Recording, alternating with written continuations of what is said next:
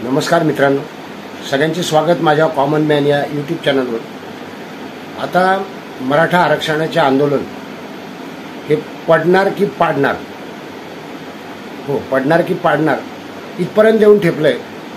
आणि त्यांच्या मनोज जरांगे पाटील हे जे प्रमुख आंदोलनाचे आहेत, त्यांनी सातत्याने आपला मुद्दा रेटून धरला। त्याबद्दल हे आरक्षण ओबीसींच्या ताटातून देऊ नये, वेगळे वेगळे ताट असावे, ही संकल्पना प्रकाश आंबेडकर यांनी मांडली होती। आणि ती संकल्पना सगळीकडेच एक प्रकारे ती मान्य झाली होती।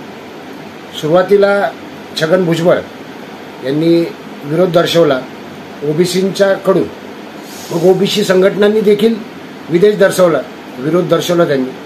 मात्र या विरोधाचा फारसा फायदा होत नव्हता। मनोज जरांगे पाटील वाटेल तसे सर्वांनाच बोलत होते, कारण ते हट्टाला पेटले होते आणि खरोखर त्यांची तळमळ देखील त्यातून दिसत होती मराठा आरक्षणाबद्दलची। फक्त प्रॉब्लेम हा होता की सरसकट सगळे सोयऱ्यांचं देखील नाव असलं पाहिजे आणि ओबीसीमधूनही आरक्षण हवे, हा जो त्यांचा अट्टहास होता तो मात्र महाराष्ट्रामध्येच त्याबद्दल चर्चा होत होती आणि तो चुकीचा आहे। खरं तर एकनाथ शिंदे यांच्या सरकारने 10% आरक्षण जाहीर केलं होतं आंदोलन सुरू झाल्यानंतर, पण पुन्हा ते आरक्षण नाकारून सगळे सोयऱ्यांसकट जो हट्ट होता तो हट्ट आता पडणार की पाडणार इथपर्यंत येऊन पोचलाय।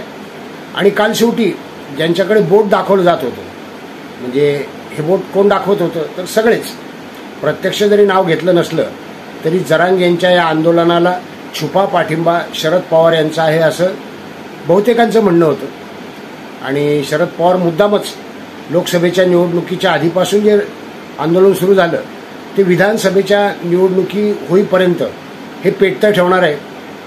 मराठा मतं जी आहेत ती एकत्र करायची आहेत असं अनेकांचा अंदाज होता आणि वातावरण देखील तसं होत होतं।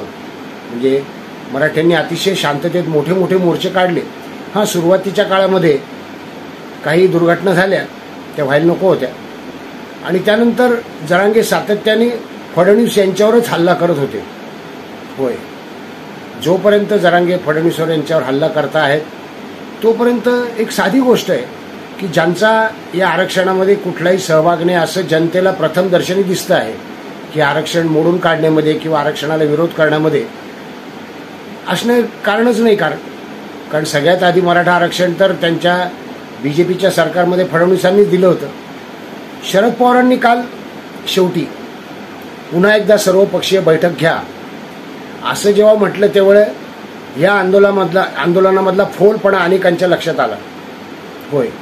शरद पवार हे देखील कोणाच्या बाजूने हे स्पष्ट झालं की चर्चा व्हायला पाहिजे। छगन भुजबळ आणि मनोज जरांगे यांनी सर्व पक्षीय बैठकीत जाऊन समोरासमोर चर्चा केली पाहिजे असं त्यांनी म्हटलं। मात्र स्पष्टपणे मनोज जरांगे यांची पाठराखण केली नाही।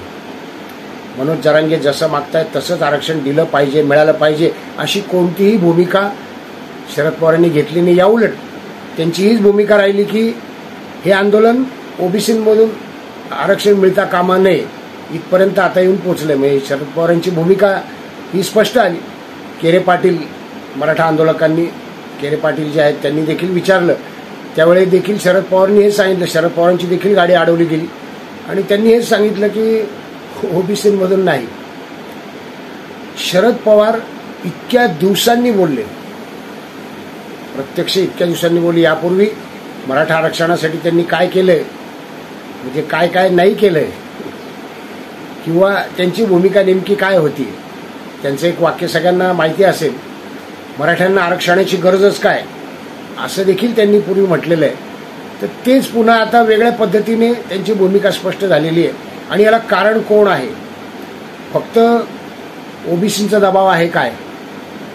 नाही, माझ्या मते मी संपूर्ण जेव्हा ही वाटचाल आंदोलनाची पाहतो तेव्हा लक्षात येतं की ज्यावेळी वंचित बहुजन आघाडीचे प्रकाश आंबेडकर मैदानात उतरले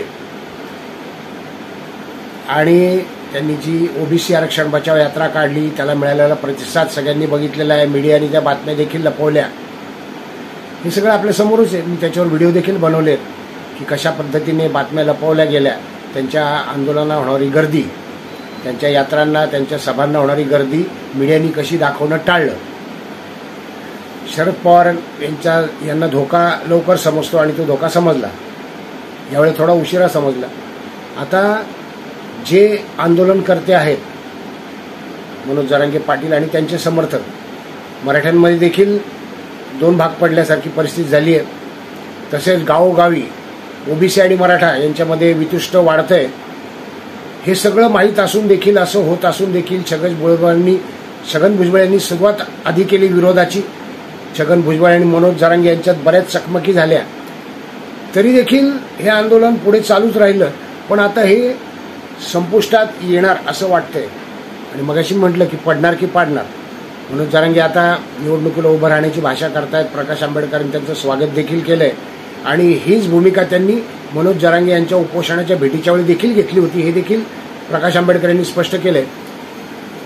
शरद पवार यांची एक गोष्ट लक्षात आली आहे, मनोज जरांगेंच्या आली की नाही माहीत नाही, की निवडणुकीत कोणाला पाडणं किंवा निवडून येणं इतकं सोपं नाही आहे. केवळ मराठा समाजामुळेच महाराष्ट्र आहे असं अजिबात नाही आहे. मराठा समाज एक महत्त्वाचा आणि मानाचा, सन्मानाचा भाग आहे महाराष्ट्रातला. पण इतर देखील लोक आहेत. ओबीसी आहेत, दलित आहेत, अल्पसंख्याक आहेत, सगळ्या प्रकारचे लोक आहेत. अल्पसंख्याकांनी जरी लोकसभेच्या निवडणुकीत आपलं पारडं महाविकास आघाडीकडे झुकवलं असलं तरी प्रकाश आंबेडकरांनी जी यात्रा काढली होती ना, त्याद्वारे लक्षात आलंय की केवळ ओबीसींचीच नाही तर दलितांची देखील मतं आपण गमावू शकतो. होय, महाविकास आघाडीच्या लक्षात आलं. आपण प्रकाश आंबेडकर यांनी आता हा सगळा जो समाज एकत्र केला आहे, ओबीसी देखील त्यांच्या पाठीशी उभे आहेत. त्यांचा आंबेडकरी चळवळीतला समाज तो आहेच, दलित समाज त्यांच्या पाठीशी आहे. आणि प्रकाश आंबेडकर यांनी हा जो एल्गार पुकारलेला आहे तो आता अतिशय मोठा झालेला आहे आणि विधानसभा निवडणुकीत त्याचा फटका बसणार हे महाविकास आघाडीच्या लक्षात येते. आणि म्हणूनच काल शेवटी शरद पवार यांनी सांगितलंच की सर्वपक्षीय बैठक पुन्हा घ्या. खरं तर सर्वपक्षीय बैठक घेण्यात आली होती आणि त्याला शरद पवार उपस्थित राहिले नव्हते, हे सत्य आहे. शरद पवार काय, महाविकास आघाडीचे कोणीच उपस्थित राहिले नव्हते. मग त्यांनी किंमतच दिली नव्हती की ज्या समाजाचा आपण प्रतिनिधित्व करतो, होय, त्यांच्या आरक्षणाचा मुद्दा आहे, मोठा मुद्दा आहे आणि सर्वपक्षीय बैठक सरकारने बोलवली आहे.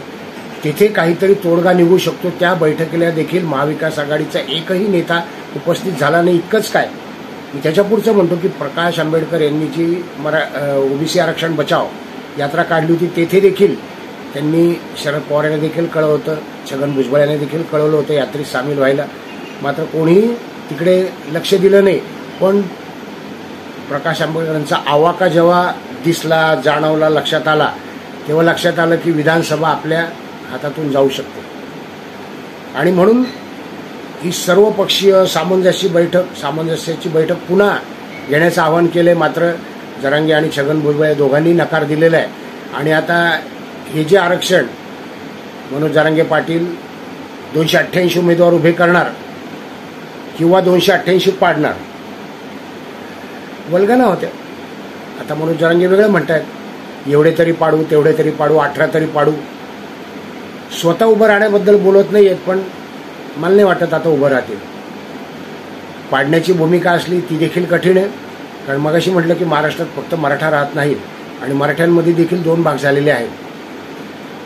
तर शरद पवार इतक्या उशिरा पुढे का आले?